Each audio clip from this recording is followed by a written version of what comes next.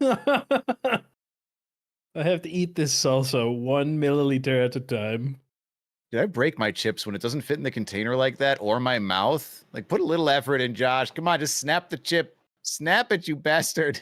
The song in fucking It Monty always Python. fits, dude. It doesn't fit. Fits. I saw the struggle.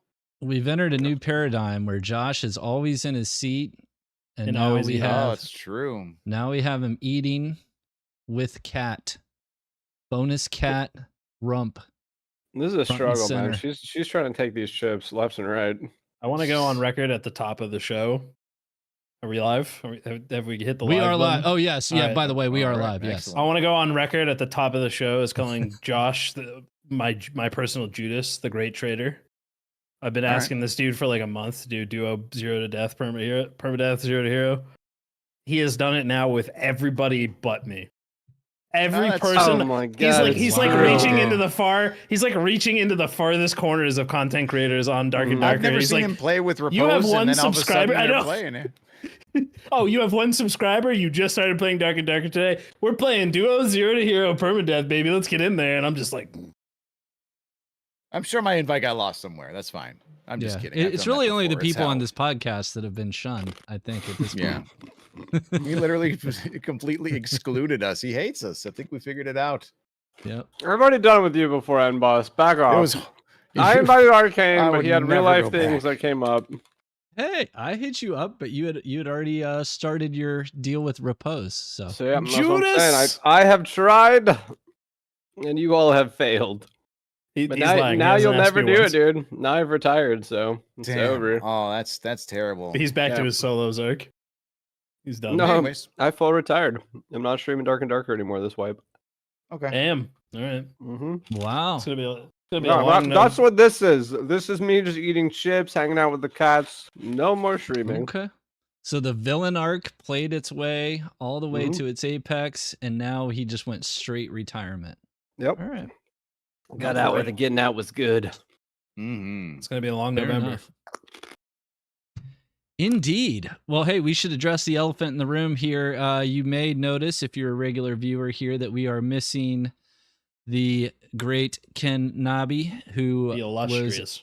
the very illustrious, and I can't even think of all the adjectives that he There it uses is. Rotund. in his rotund, Wide, jacked, striated, jacked, yep, striated is there you go. Obtuse. Obtuse. Yeah. Obtuse. Yeah. Yeah, It's just a big dude. indeed. He was up for, what did he say, 24 hours straight? I think it's Yeah, Brighter he's- Shores. He's been playing that Brighter Shores. What he's really been doing is he's been playing Brighter Shores while he consumes like 17 monitors worth of Ashes of Creation content all at the same Yeah, time. that's actually it. He's literally like being spoon-fed Ashes of Creation at this moment, probably. I don't He's know why asleep you would and it's need just drilling 17 in there. monitors. I feel like Go you're on. gonna fill that rest of the thought out, Right, And Do you think so? I felt like that already. Like that was No, good. no, I guess absolutely. I It was guess you'd so have to dive in. open-ended. No, what I meant was there's so little content and nobody like you would only need Yeah, I like a don't know quarter of a enough about it. monitor. I don't know much about the game. I've been only following the fact that it exists, and every stream I watch, there's a lot of lag, and it looks like another MMO to me. The only thing that I have paid attention to so far is I watched some PvP from the tank class, and I was like, this looks fucking sick. I will play this. Oh yeah, I did watch. One of my buddies was playing it for a bit. He was playing a ranger, and I was watching him kite somebody for probably a good 4 minutes. I think it was PvP, but to be fair, it was just watching a man chase a man, and while it was just dark and darker all over again. I had PTSD. The ranger just kept running Minus every the time you doors. charge up. You just open field. He's just running away, shooting arrows. Guy never caught him. I mean, that's just a tale as old as time. It's warrior versus hunter in WoW. Name an MMO where the melee class is chasing the bow guy forever. Yeah, I played rogue. I enjoyed rogue.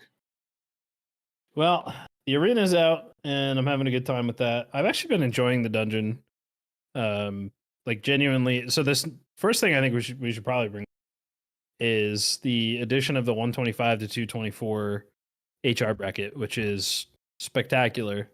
A lot of fun. I've been playing that pretty much exclusively. Getting really good PvP. It's a good way to, like, when I really want to go juicy, I usually play trios above 225. And we, go in with our expensive 10 to 20 to 30k kits. But when it's like I want to get on and grind some AP, do some quests, look for the goddamn ruby that I still can't find. I'm going the 125, 224 lobby. It's a good time. I'm having fun with it. So, dumb question. Did they actually ping everyone and I missed it with that update? Or did that just No. shadow release? It Because was a stealth Just drop. poof. literally just saw it. So they added new queues. For those of you that didn't check the Discord, High Roller gear-based matchmaking pool of 125 to 224 has been added. And obviously that means your new entry score is 125. I love that change, but the big question I have is, did they remove it from normal, or so did we just add even more queues? So that's Yeah, the they did. obvious drawback here, right? Like, I have a lot of counterpoints on that because a lot of the players that I've seen more players in HR over the last couple of days than I've ever seen. Like every lobby has been insane. The solo lobbies are incredible. The duo lobbies, we're gonna get into it. It's horrible how many 5th parties and 6th parties happen in duos on Ruins. It's just the worst map ever. But that's another topic. But it's been insane. Like I feel like when you add that queue, you got a lot more players that weren't willing to go to HR that are now actively queuing. And they're going to fill out that bracket pretty heavily. And once they get gear, they're either going to want to test it in HR and just run it down because of the goblin change. But that's been my experience. It's a lot of people are actually going in and going crazy with this change. okay, Like it added a queue. So, and it added a queue, but it added it's like an extra bonus of people that weren't previously going into HR that are now attending in full force. It kind of feels like people aren't playing the 125 in normals anymore. Well, Like, I actually haven't done normals since the 125 plus change, so I can't attest to if the normals are still bumping or not. I checked it out and it was dead. And I have a feeling, I mean, the reason that it's still there is because going back to when we first released the game as free to play, and the only thing you could do in normals was Squire kits. You know, people were pissed, and the free to play players are like, "Cool, I'm just playing, PUBG with Battle Royale. PUBG with a hoarding problem." So they needed to give people the ability to run their gear, otherwise the gameplay loop just wasn't there. Sure. So, but now it's like 125 plus, like it may as well just not exist in normals. I literally see nobody in there. I actually disagree. I think the correct play here is to have under 25 normals and then 25 to 124 normals and then 124 to 224 HR and then 225 plus HR. Each So you're just bracket has saying two You're remove queues. agreeing with cap what we're normals. saying. Yeah, you're saying cap normals. I would be cool with that. Mhm. I don't know Yeah. how the generic, the everyman free account player would react to that. But I do think, despite I think the only argument in this change is like, hey, we don't want more queues. But if you're going to cannibalize queues in one direction, this is the correct direction to go in, right? Like you want people to get into this aspect of the game if you can. So Josh, that recommendation I think is great. Like I don't think you need to be playing normals with more than 125 gear, right? You Mhm. trivialize the Go PvE with your over 125 anyway. I forgot though let's- that I forgot about free to play. Free to play can't go into HR, right? Right. Not yet, but that's Okay, not well something then- that can't be changed. True, You know but what I mean? until it's changed, you should give free to play the option to use their gear. Up to Okay, legendary. If you're gonna So do just give that, them- then you do 25. So the 1 to 20 or 0 to 25 queue, and then you do Mhm. 25 and up, right? And just have 2 queues in normal, 2 queues in HR, because right now we're sitting at 5 again, and that's not a good thing. Well, a counterpoint to that is I was talking about this yesterday on stream when I was on like my last Dark and Darker stream was it might be okay to have more queues. The only players who really want the servers to be giga full are streamers.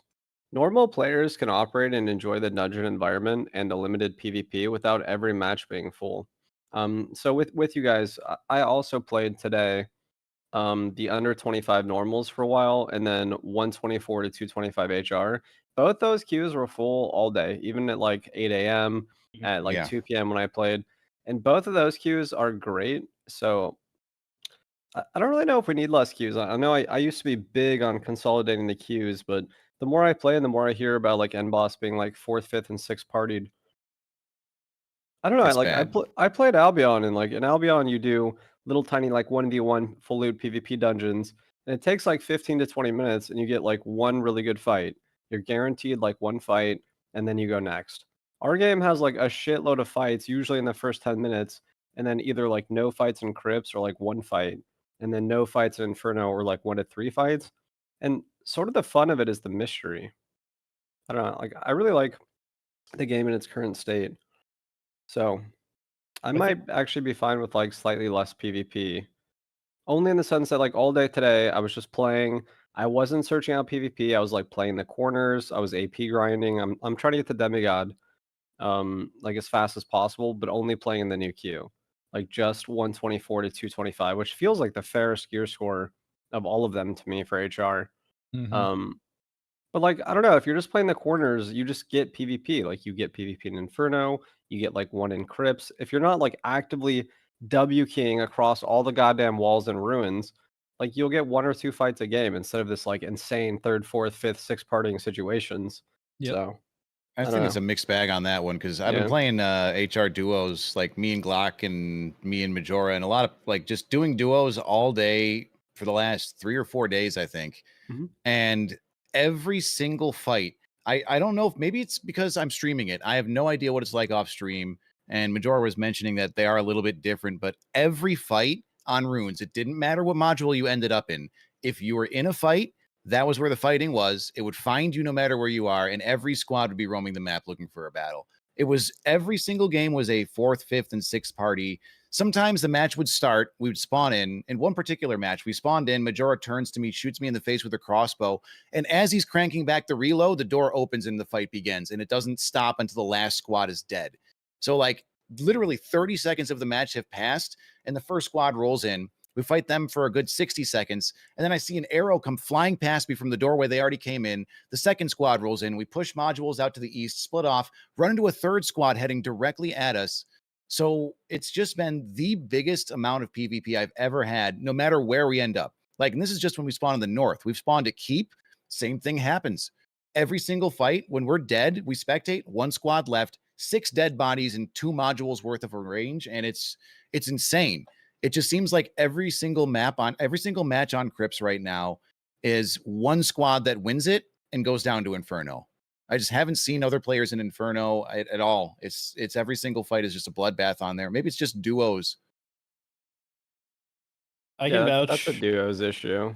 Solos probably has the most teams left over in both Crypts and Inferno, I would think. Yeah, it's definitely just the dichotomy between solos, duos, and Mhm. trios. Because I can vouch for playing both ends. Where I was playing with Hippo and Rickus, and we queued into Ken, Jay, and Redemy like 3 times in a row, and every single one of those lobbies was just a clusterfuck, and it was just nonstop fighting. And there was just teams piling into each other, Duos and endlessly. trios, yeah. Also, Rune's layout does not facilitate a great sucks. map flow. It's fine for solos, and I actually think it's kind of interesting for solos if they just fix the northeastern corner spawns to get them a little bit more spread out.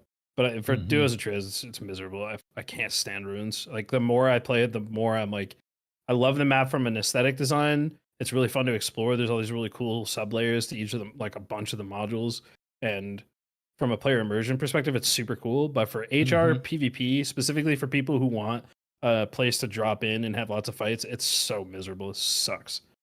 That's like why we're going for fights. It's just never ending. The fight Right. goes. We've had to switch it up. I have to basically, when Glock is on his Warlock or like playing with a Warlock in a sustained class, there is no alternative. You have to have something with infinite sustain to pressure while you reset as whatever you are, or just run double Warlock. It seems like every single fight, you are instantly third partied over and over and over and over again. And if you win 5 fights in a row, congratulations. You leave with all of the gear that you can carry. Yep, pretty much. I mean, this is why, like a week or two ago, when I was talking in the group chat, I made the suggestion of like, I almost feel like we need a place for like as we think about things like randomized dungeon or like just ways to increase dungeon POIs to get people more invested in the dungeon gameplay itself.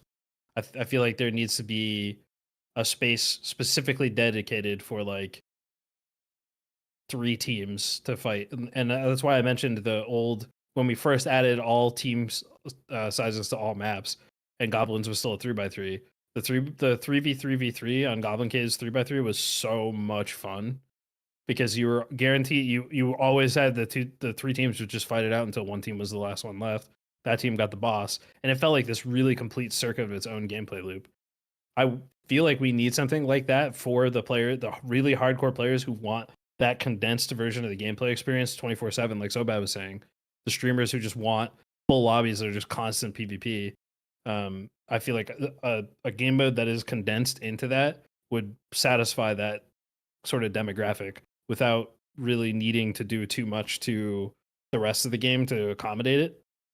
And then you can just really lean into the dungeon experience and let people have more of a dungeon crawler with that mystery of, am I going to get some PvP? Are we going to be friends? Is it tentative? What's going on?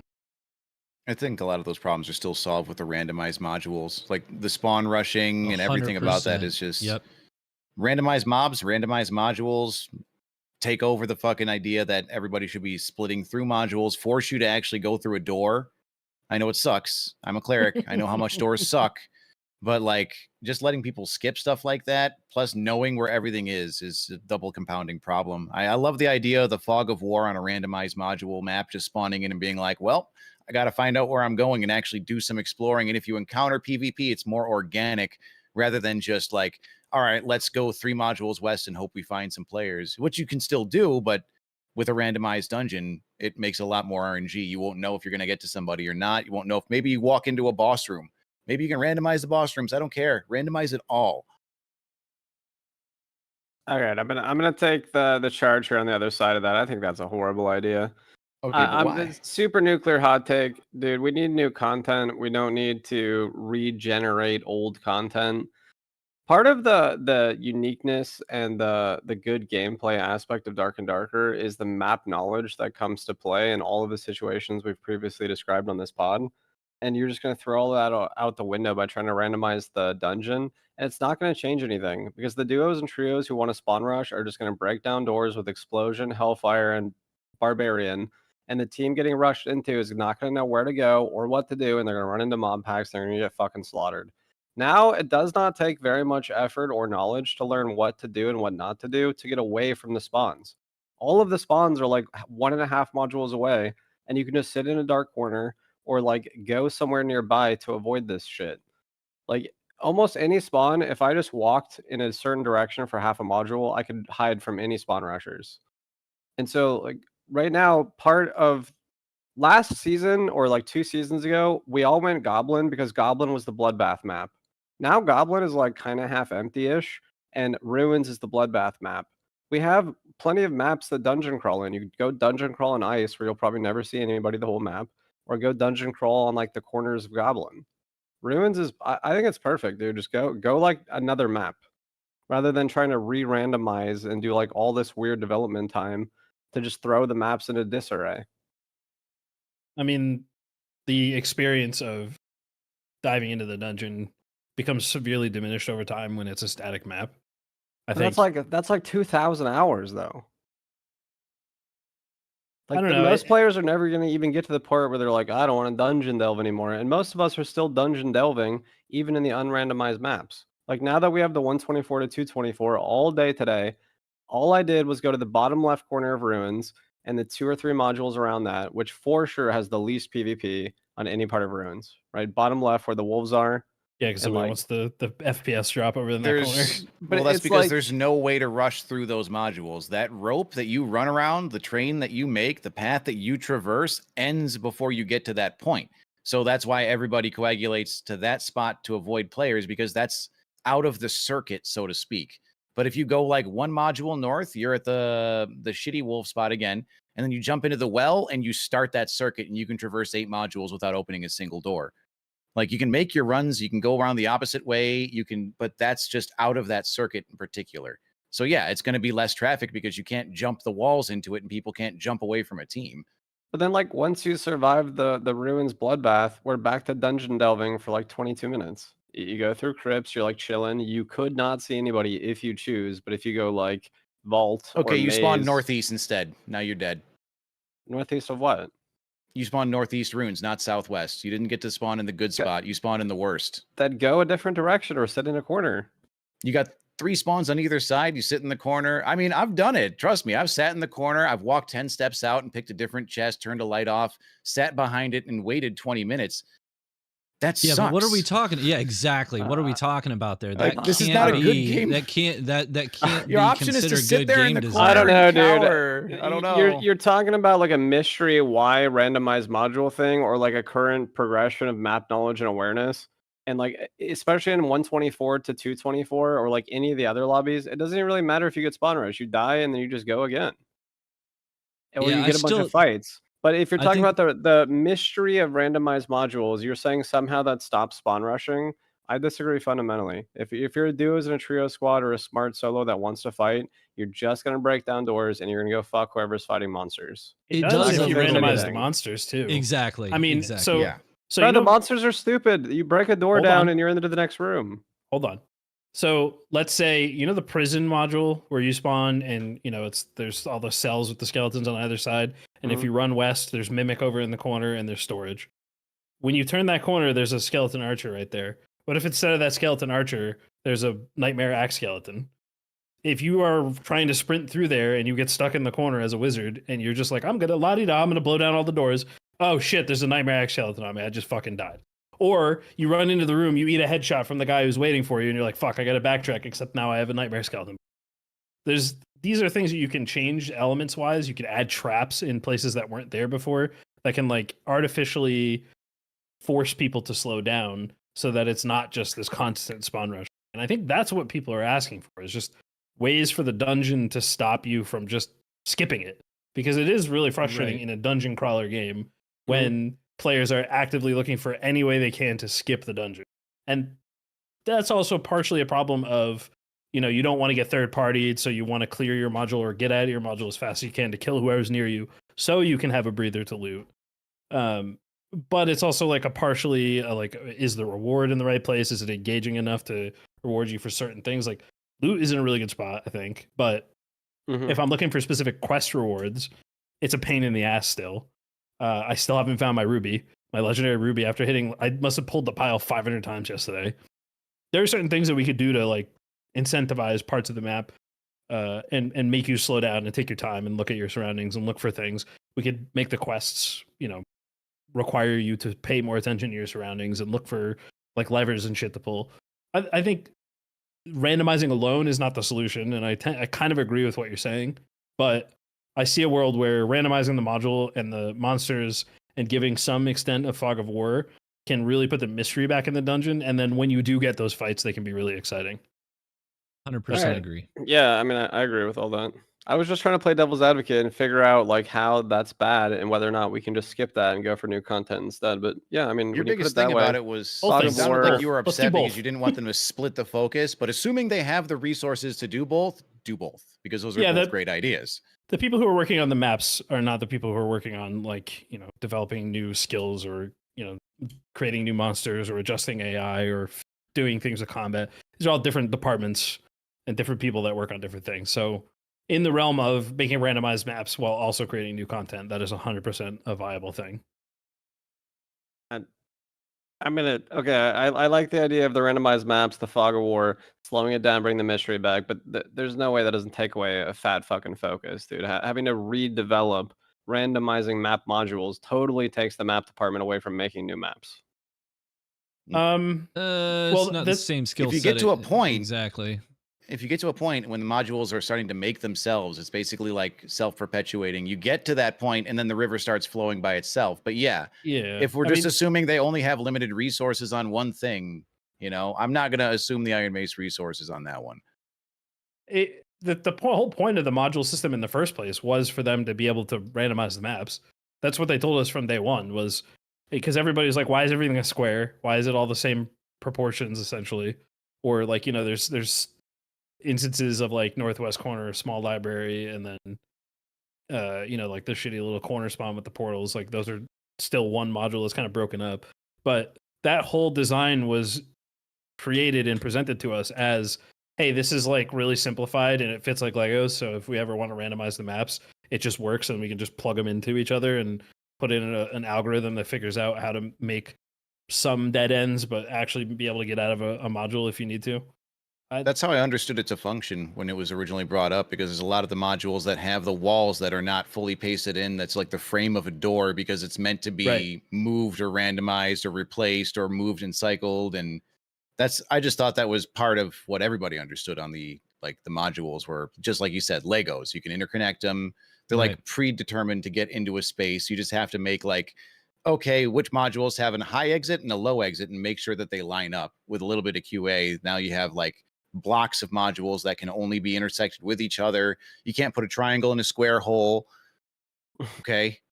Unless we're talking about that video. Into the square hole. I knew you'd love that. Where does the cylinder I go? love that goddamn video. Yeah, but that's the idea being that once you've got okay, these 6 modules will intersect with these 3, and these 3 can intersect with these other 3 specifically. Now you have a more easily interconnected system, but add more modules, add more maps, whatever we want to work on for the focus. New content, definitely a big portion of what we need for revitalizing the game, not just patching out and then working on the patch fixes and then patching again and getting a patch that's maybe half of what it should be. Maybe we wait a week or 2 and get a big patch, which... All right. On the topic of the patches, the elephant in the room that we haven't gotten to yet. Patch 69, 69-1, 69-2, which is what we're on now. How is everybody feeling about it, where we are now? But let's go in chronological order. 68 was great. We had a podcast on it. Everybody was super stoked on it. Even So Bad, who thought he was going to hate having a billion loot everywhere, was like, actually, this is so much more fun. Then we got 69, and everyone was like, what the fuck? It kind of ruined any sort of progression. It made you feel like there was no... there was still... I did a little breakdown in the group chat. There is still a mathematical advantage, and it is big enough that you could feel it, but it was your jumping off point was too high, and it made progression feel like shit. Then we got 69-1. Are we all on the same page here? Is everybody following so far? 69. We're going off on that. Okay, 69-1. I'll say it. I think if they had just lowered the Squire gear a little bit and added in a little bit more roll randomness, so you weren't always getting this. And then, you had your Squire kit starts at 2 or 3 stat for single stat pieces. And then you go from there. Then there's still a big enough of a gap where if you go from a white item to a purple item, you really feel the difference and it's very exciting. But it's not still this oh shit, this guy's in full legendaries and grimmies with a crystal sword. And I literally hit him 6 times. He's full health and I'm dead. I think 69-1 could have been a very good change for the year if we gave it more time to cook. But the community was not fucking having it. What did you guys think? They did the Iron Mace thing where they overhanded something and coupled it together with way too much other things. They had bad timing on all of that patch cycle, and it resulted in a very, very unhappy community. I just feel they stacked everything together. Raised the bottom with the Squire gear, super buffed. That's cool. Then they chopped off 15 health. They chopped off the ability to stack any sort of defenses. They buffed a class that no one was really looking at buffing. I guess it was nice for trios, but at the same time, all of those things, plus pushing it after the patch 68. So you give everybody these wonderful shinies, these great things. They hoard their shit like dragons, and then you just take it all and turn it into nothing. So all of that week that everybody was acquiring their bis, that was immediately squished into well, this sucks. And the way I had understood when the original announcement came out that they were looking for making, you're basically trying to look for making the casual player's experience more feasible for fighting against a sweat lord. And what they did at one time was just wipe everybody out. They wiped out the sweat lords. I think they wiped out the casuals. In my opinion, it wasn't going to be well received if they didn't fix the loot in some way. But they pushed too far on everything at one time. Maybe if we just had the Squire gear go from common up 1 layer, everyone would feel a little bit better. Making the top come down with the bottom being raised up and squishing health, it didn't go over well for anybody. Plus re-rolling Except everyone's Barbs. gear multiple times. Yeah. In a very short span. That taking away memcap, I think, other than the crazy barbarian buffs, I think that out of everything, aside from what we've already talked about, the biggest glaring mistake were the barbarian buffs that got eventually dialed back in both 69.1 and 69.2. I think they dialed those back. Yeah, I didn't understand. Well, I mean, I understand why it happened, but I just can't fully wrap my head around why you're going to take away something like memcap. Like, a lot of people had good gear that they had put together, held on to, saved for arena kits. Like, I know my arena kit was very affected by the loss of memcap, and then when it got re-rolled back, so basically all of these changes have been reverted at this point. And now that gear that I had that allowed me to get a full 10 spell is a 9 spell kit. And is it the end of the world? No. I'm going to be fine in the long run, but there are a lot of people that had a lot of different kits that were very, very significantly impacted. Before we get... Sorry, go ahead. No, you're good. Go ahead.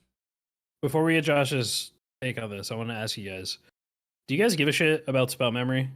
Like, if it was just removed from the game and whatever you were running, if you chose to run 10 spells, you just had whatever 10 spells you wanted. If you chose to run 5 spells, you just ran whatever 5 spells you wanted. Does anybody feel like that mechanic is good and should stay there? Or do you guys think that like we could just remove the spell memory mechanic entirely from it? And like convert it maybe to something like you can look for spell recovery on your gear so that when you're resting you get more spell recovery. I mean, I feel like there's no more knowledge like needed that. for spells. There's too many. There's too many power levels of spell spells that are not in balance with each other. So I don't like that. There's just too many spells that are like they're balanced around their level of power on the chart of like res, for example, has 1 charge. So now what are you going to do? Are you going to make it just like super long casts? Because everybody can have res and like you can go ultimate 10 spell with all the most effective spells. It needs like a bigger rebalancing, I think, rather than just removing the memory cap itself. Like they would have to be so heavy-handed. I don't, and we're talking about making less work or attempting to, and that would be, yeah. It's like, and like you said, it's embedded with the spell regen itself. So it's like there's a couple of intertwined systems in there that I don't think removing one Jenga block is just going to completely topple the tower on this. I mean, you just made bards really fucking strong. Memcap and memcap bonus do not affect your spell recovery. It's only knowledge. It's knowledge, but right. But yeah, if I could have 10 spell cleric for free, why I'm probably never taking judgment or smite again, even in solo play. Yeah, like if I can have earthquake and locust swarm for free, and divine strike, like that, regardless of the spell cast speed or the spell recovery on those, I'm picking up 5 extra things for the price of nothing, right? Versus judgment or holy or smite, like to me, There's got to be some other trade-off. It's pretty crazy though, and all the time that we've done this is episode 32. I don't know that that's ever been brought up once. I'm actually like, I've never thought that through, and I think it does warrant more thought, but there does need to be some kind of a trade-off somewhere else. I agree with them, boss. Like, there's I think it impacts somewhere. Like, I think it impacts newer players more than anybody else, but it also makes like casters in low gear feel disproportionately changed from other, like the way you equip your kits as any other class besides a caster doesn't really feel like it fundamentally changes how you're playing or what's available to you. It just sort of changes your power level versus as a caster, if you don't have enough memcap and you're not hitting you're like limited to what you can build into because you need to hit your knowledge your thresholds. So it's like, maybe removing spell memory entirely is not the right idea, but I do agree that maybe it's something to think about, ways to change it to make it, maybe the more spells you have, the longer it takes to recover them, sort of in the sense of like spell overload. Well, you're right in that it's not even about the recovery. Like it's about the fact that you just made all the casters and bard way stronger without having to sacrifice anything. Like you just power spiked all those classes. Yeah, especially bard.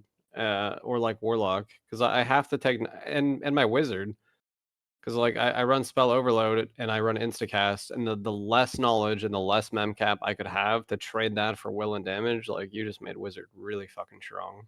Right. So what if you made it, instead of having memcap and memcap bonus, you just tied it to knowledge and made the knowledge curve a little bit higher, so that you're getting more memcap per knowledge? Let's go back to the patch. Yeah, I don't know, dude. I don't want to do any more balancing. So like, God, can we stop balancing? No, I mean, Shit, I'm kind of yeah. with you on that. I would like to just stop. I actually think the game feels pretty good right now overall, and I would like it to just kind of stay this way for a while things are worked on. And I'm hoping that the reason that we haven't seen the patch yet today is because SDF is feeling the same way, that the game can just kind of chill for a bit and more important stuff could be worked on. Anyway, The only thing I want to say for balance is, can we get some health back on the weaker classes? Because it would disproportionately affected the weaker classes, and it made PvE really fucked. Nah, like most classes are Yeah. just getting one shot by Warlord again. A Thanos hits me for like 90%. Like I get crossbowed and one tapped on like Rogue and Wizard. Yeah, we need more health back. it feels kind of good to have that risk in a sense, and I have compensated by building more health, and I think that's sort of just a meta shift, forcing people into building more health. But yeah, I think we could probably get health back. But like, on the topic of the gear stuff from 69.1, do you think that if they had lowered the base point for like Squire gear and made the gains a little bit sharper, that would have been preferable to what we have right now? Or do you think the gear could just stay as it is? Because I do think there's still some pretty significant gear gapping that can happen, but I almost think it doesn't matter anymore with the 125 to 224 bracket. I mean, it's tough if you bring down the top power and you bring up the bottom power a little bit, because SDF went way the fuck overboard. But if we brought that up a little and then down a little on the other side, then you can get rid of one or two of the Qs, because now you don't have as much power imbalance. And this is the reason why we see people in the 124 to 224 Q, is because it's like the best Q. It's like the most fair, like the most equalized TTK. You actually have back and forth and time to reset. But like, I also like the Wild West aspect when I want to go like power hungry and I want to use uniques. So it's good to have at least that. Yeah, I don't know, like bring the bottom up a little bit and bring the top down a little bit, and then maybe find some place to get rid of like one or two Qs. But I don't know. To Pretty your good point of the Wild balance-wise. West thing, Yeah. I still think like a place where I almost feel like an extension of the arena, where there is just a place where you can take your unique gear, you can take your artifacts, and you just remove, like, straight up just remove PvE from the equation and give people just like a, dude, put us on lockout, eight player FFA, and just have people go nuts, and like really up the ante, like have people be able to like place stakes on the match, like bet gold or keys, just go nuts with it, and like give people an arena if they really want to have the most high stakes stuff possible. Because I think it also then makes it easier to catch cheaters, and it makes it easier to track RMT, and it probably disincentivizes that to some degree. I'm kind of going off on a tangent here, but I just think it'd be really cool if there was like this one dedicated place where it is like, I'm a streamer, I just want a PvP, or I'm a really hardcore player and I have hundreds of thousands of gold and I only want to play against other people who have hundreds of thousands of gold, and we're just like ruining each other's banks over the course of the day playing this mode. That's runes though. That's runes 225 plus HR, baby. Yeah, but Welcome. ruins feels like shit, and the mobs ruin everything. I don't know. With the people who want the PvP, it's like, oh god, dude, when you get mob fucked, it's the worst feeling in the world. Especially because sometimes it's like, dude, when you died in Don't spawn rush you. This is when you- this is like an Ouroboros. It's eating its own tail. People get mob fucked because they're spawn rushing. When you died in your tournament because you followed Repose through the hallway and the cock stood up and screamed at you, and you just instantly got stoned. I had that dude, exact that same one- thing happen to me the that other one day, hurt, and it made me yeah. want to fucking throw my monitor out. Bro, the that window. one actually hurt my soul when he pulled Cockatrice and it screeched at me chasing him and I got paralyzed and he killed me. That one I was like, fuck. But like that's map awareness though. Like I know the cock was there, I heard it scream, and like I got punished. Like that's actually on me. So I mean, don't know. I like part the of me mobs agrees though, with you, dude. but- Like I like the mobs, and I like when people disrespect the mobs or when you can use map knowledge to destroy people. I think like, it sucks though when you do disrespect the mobs and you just rush people and it Mhm. just randomly works out in your favor because the mobs decide to attack them instead. damn it, that's like the RNG of the dungeon system. Like, if you don't want that, you go to sucks. arena. That Go feels to like arena, shit. dude. Well, that's what I'm saying is I think it would be really cool if when you go to play in your really hardcore high roller lobby, even put a leaderboard in it, make it just free PvE, and it's like you're just here to fight players, and there is no PvE to help you out. you get If their you fuck gear? up, it's on you. What's up? Do you get their gear in this new Yeah, mode? full loot. Yeah, fuck yeah. Just make it like a 3x3 with like I 5 got an players or idea. something, I got an idea or for that. 3 teams in a 3x3. Mhm. What is it good? After the match is over, the winning team buys your gear from the goblin. Because otherwise, what are you gonna do? You're gonna have to fucking spend like 20 minutes looting these dead men. Like, no, just after whoever wins, once you leave the match, the dead men's gear is at the goblin vendor for you to pick up for no cost. Just What if you buy whichever wagered- pieces between your squad. What if it's like a wager queue where there's like 5 people sign up to a fight in a small like 3x3 arena, and you wager pieces of your gear, and if you die, you lose that gear, and people can see what you're wagering, and they can decide what they want to wager, and you have to wear whatever you're wagering, and at the end of the match, whoever is still left alive gets their pick of whoever died and whatever they decided to Little wager. bounties. That would be kind of cool, and you could even add like the you guys remember the rogue system from Division, where if you kill somebody, you get like a marker over your head. Everybody else starts coming for you. You could create these really unique interactions where players are like all gunning for this one person, but there's no advantage if you kill that person. So there could be like 2 people that run into each other head on trying to look for you. There's some cool ways that we could design an arena like that. I think I you just could, remember like, the gear cheaters in the division doing that and flying through the sky and aimbotting people and then flying away with the debuff on them and just watching those icons just fly across the map. Yeah. That was my experience in the division. Yeah, I mean, it's at a certain point there's just Bounty admitting system would be defeat to the cool. cheaters. Bounty you So guys system I would haven't be I haven't nice. seen a fucking cheater this whole wipe. I have. I got that clip. Recently, I just I've seen posted a one in couple. the group chat. I haven't seen one Yeah. cheater. Okay, so I accidentally queued in on a high roller west run, instantly killed by a cheater. And when I say like a cheater, I could send them that wonderful clip. It was that BOC lock that I posted in chat. Oh, the one that ran at you while you were in invis, like from 3 modules away. There's no way he knew you were there. Yeah, Oh, it was yeah. pretty cool. I Yeah, shared a and clip. it was a full SCA squad, all with similar names that were in. They ended up teaming together. Somebody else had died to them and whispered me to watch out, and then I died seconds later. It's fun stuff. Don't queue west, and you probably won't see as many cheaters. That's for sure. If you queue west, you got to do it in the morning. Then nobody's playing. Yeah, if you're just trying to avoid people, then you queue west in the. Actually, when the 124 to 225 lobby came out, I tried queuing a few different places, and when I queued west, like 4 different times, I queued Goblin Caves, and I spawned in the troll module.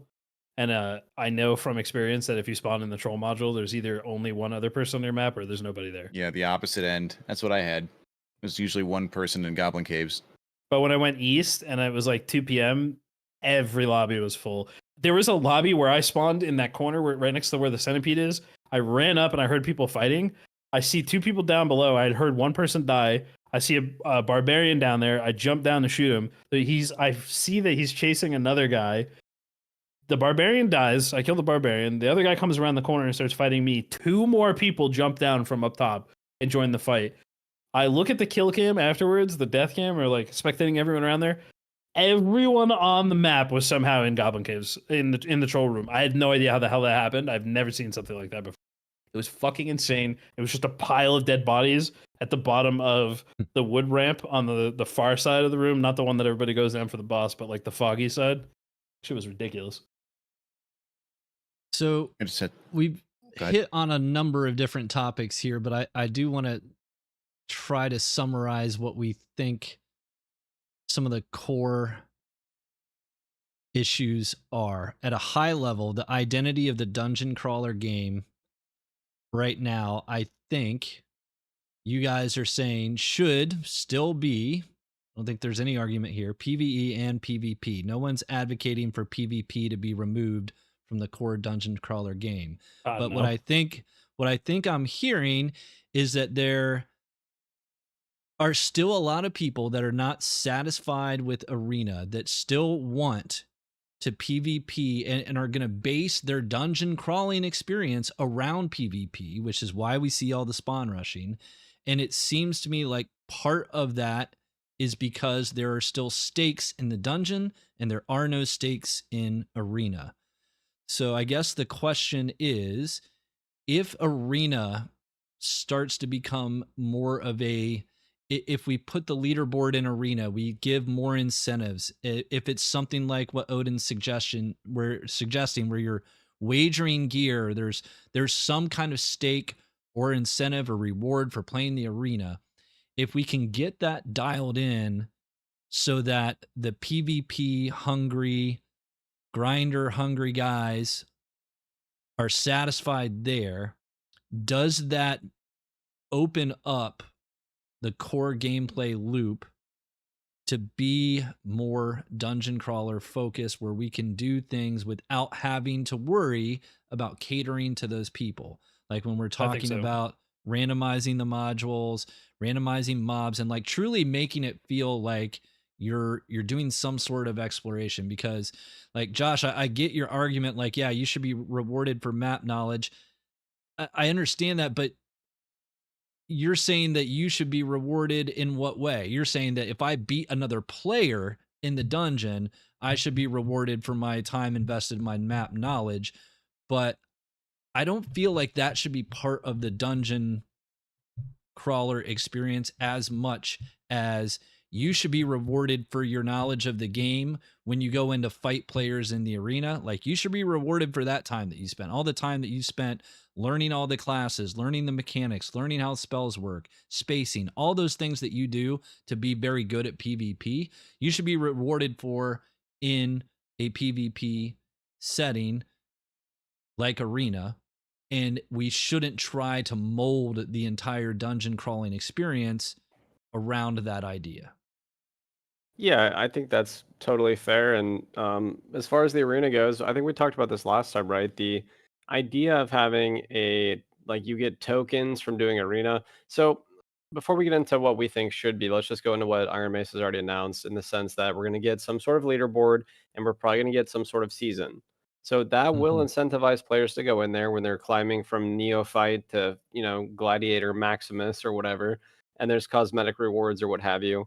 That will be a good part of that. And because assuming we get a season like that, similar to the dungeon delving leaderboarding season, the high roller season, what is it, like the AP season, that will be fun. Like, assuming we get that next season right, the idea of crafting minted gear, and then week 1 minted gear is like copperlight, and week 2 minted gear is like cobalt, and then ruby silver, and then lab crafted frosted. Like, that progression, like, let's just call it like a progression rainbow, is really fascinating and interesting. And if they capped your arena points similar to any other arena game in the world, like week 1 for copperlight, you can only get like +3 ranks, and then cobalt week you get like +6 ranks. And so people want to go in there like week after week after week. That is awesome. And what I hear with you saying for the dungeon delving aspect is possibly like a reduction on players could also be helpful. Maybe there should be less teams, because right now it is a battle royale, right? Like, Ruins is a goddamn battle royale. Boss is for saying sure. 4th, 5th, and 6th Yeah. party. Like, you got spawn rushing all over the goddamn place. Maybe lower the player count a little bit on some of the game modes. Make solos 9, make duos 8, make trios 12. Like, I don't really know what the player counts are because they hid them all. But like, maybe having slightly less would alleviate this. I don't know. Like, I'm fine with it. Like, my thing is, I like all the different aspects. I like spawn rushing. Today I liked going bottom left corner and just like dungeon delving and chilling. So like, I'm pretty, like, I'm willing to change, and I can always see what the meta is and then shift around it or play a certain way. But like, if you want to cater the dungeon delving side to be slightly more PvE oriented, it's good. Randomize the modules, lower the player count, put some walls on runes so people can't just fucking fly across the map. I'm fine with all that stuff. I like the idea of the dungeon experience sort of being like meta agnostic, where it's not being designed for a specific type of gameplay, but it's designed to cater to a really wide variety of gameplay. And then, but because I agree with you, I think if we have a ranked arena season with a ladder that you're climbing over the course of the season, and you have an HR leaderboard, I think we should reinstate the old leaderboard, but do it on a time, and then make the AP system like a battle pass that you just grind over the course of the season that doesn't actually affect your rank, so that everyone can unlock it if they want to. It creates the nice cosmetic track that people really like from their progression from other games. Then you can just go. We could do all kinds of crazy shit with the dungeon. We could make it like this week it's a static map. Next week it's randomized modules. The week after it's like all the lights are turned off and it's a random module, but the monsters are all illuminated or something when they get aggro. There's a lot of cool shit that I think we could do with it where it's not specifically focused on a certain design, but gives everybody an opportunity to play the way that they want to, without completely removing the crazy high octane PvP possibilities as well. Because I don't want an experience where I never see anybody. When I have dead lobbies, Agreed. it's nice for a couple Agreed. runs because it's like, okay, cool, I can just relax and grind some gold, and then later if I go play this with friends and we're losing a bunch of sets, it's whatever. But I don't like I get bored of that pretty quickly. So after a couple runs, I'm like, I hope there's more people in my lobby. So I never want the game to be PvE only. I'm sure Agreed. there's people out there who would like it. Maybe we can eventually have enough players where we can sell a Tarkov style PvE mode.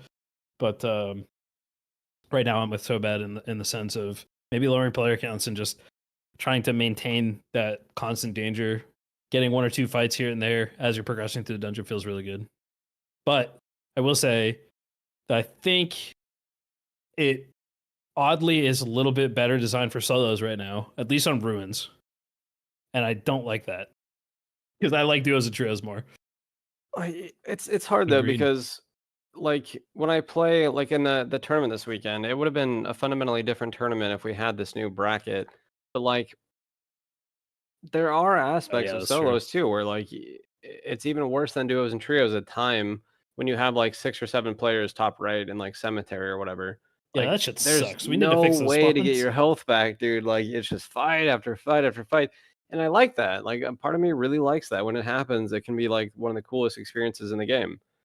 And then like today, if I'm bottom left, and I dude, honestly, I saw like 4 people over the course of like 5 games, and I know if I went top right, it would have been way different. But like that kind of speaks to it as well, like that kind of black hole part of the map. But I would rather, like, for me, I guess going forward, like the best idea would be to integrate new content into the existing content to freshen the experience without having to go through like a lot of balance changes or do like brand new things like randomizing all the modules. Like if we lowered player count like a little bit and then you put some points of interest on the map. I talk about this a lot on my stream. Like right now, you push M and your cursor is flashing green. You could put a flashing yellow cursor on a module, and 2 minutes later, it starts flashing red, and now there's an event in that module. Goblins appear, a skeleton champion appears on like a wagon. Berserker, yeah. But whatever it is, like you just get some events to keep it fresh and active, or like at the start of the match, it'll be like, there's a VIP monster on the map that has a guaranteed minor artifact. And now everybody wants to farm monsters, dude, because somewhere on that goddamn map is a guaranteed minor artifact. Like that would be cool. Or like a small chest contains a gold coin bag, and you're like, whoa, what? And like you just zoom around, and then you could also make part of those experiences like HR only, like the more like dangerous, lucrative ones. Sure. And then you could have a couple of normals that are like lesser rewards, but it gets people into the idea that like, do I want to go to the event? I know it's going to be PvP, like everyone's going to be there, or do I just farm the sides? And like that also sort of separates the sort of power hungry players from those who just want to like farm. And so like just things like that. I love and that then, idea. Genuinely, I love that idea. Yeah. There's a lot of games that have utilized that sort of a system really well, and it's always been beneficial. Like what you're talking about is basically going to the bridge room and module on Runes, the giant long bridge in the middle, going to the middle of that, and there's a shrine. Let's say you activate the shrine, and everybody knows what a prot shrine looks like because you see it from across the fucking map. So, or a sanctuary, how it like goes into the sky. It's a visible beacon of light. So it doesn't have to just be on the map. It can actually be a physical marker in the game that you can see from a distance. And when you hit this statue or whatever, you spawn 2 runes golems that each drop guaranteed gold, or like you said, like a major or a minor artifact, or just like an event that can spawn on different layers that'll be visible to people when it's activated, to be like, oh shit, somebody's doing the golems. Do we want to push that? Who knows? Maybe we want to just wait and see if they kill it and then come out there in third party, see if somebody else is going to show up. But it's something that's a visible marker on the map that lets you know that there's something going on too. So it's like you get the decision. I think also with that idea, something we need to do to fundamentally change the risk reward on this is like so here's a really good example of Square in Ruins. Since the Ruins relaunch, I can count on like one hand the amount of times I've actually seen people go down that elevator, kill the boss, and mine, because there's only one way to get out of it. Is at the elevator. You're just at a huge disadvantage, and the amount of reward that you get for going down there is so minuscule in comparison to what you stand to lose, especially mostly in high roller. Obviously in normals it's a little bit skewed the other way. But like, if somebody's up top, unless they horribly misplay and they're waiting for you up top, you're losing them. They're just going to kill you. They just have such a huge advantage there. Obviously there's ways to outplay it, but that's neither here nor there. I think if we're going to put like points of interest and stuff like that in the map, they need to be done in a way where you're not just automatically setting yourself to be fucked if someone finds out that you're doing it. Because it does really suck to go like, well, I'm going to take the risk to go do this thing, and then just get punished for it because you decided to participate in this thing that we decided to put on the map. Like, I get the risk reward part of it, and I understand accepting the risk, and there's some excitement in that. But it also, I can guarantee that there's probably a lot of players who just look at something like that and go, I will never engage with something like that because I can't be bothered to deal with the risk that's associated with it. I think even bossing has a problem like that, where It does. like, Yep. a lot of players just won't bother with the Ruins bosses because they know that people will hear them doing the boss and they're going to come and fight them. Or even Goblin Caves, dude. Like, it's gotten now to the point where a lot of people are so comfortable fighting the bosses while somebody else is fighting them, with the exception of Troll doing something fucked up, that like, if I hear somebody on Goblin Caves and I'm there to double boss, I'm going down there and killing them. I don't care. I'm not waiting for them to finish the boss. I'm not going to sit outside the door and wait for somebody to come third party me. I'm just going to go kill them and take the boss from them.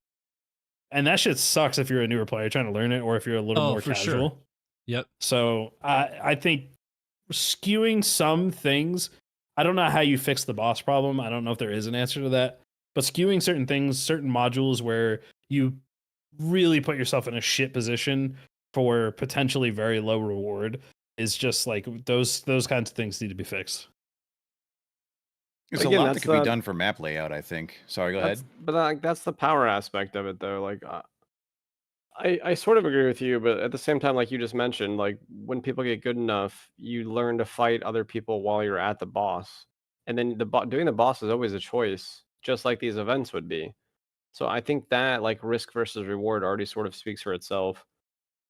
I don't know. I like that aspect.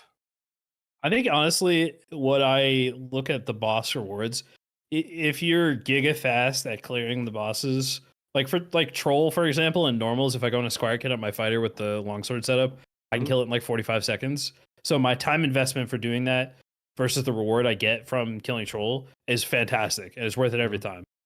But like HR, if I go in there and try to kill the boss and I'm not in a kit, and I'm playing like a build that's more designed for PvP, it's like never really worth it to take the risk to go for the boss, because I just don't kill it fast enough to guarantee that I'm going to do it before somebody else shows up. Or the time that I've spent killing that boss could have been spent killing other players where I would have gotten more gear, or there's other POIs on the map.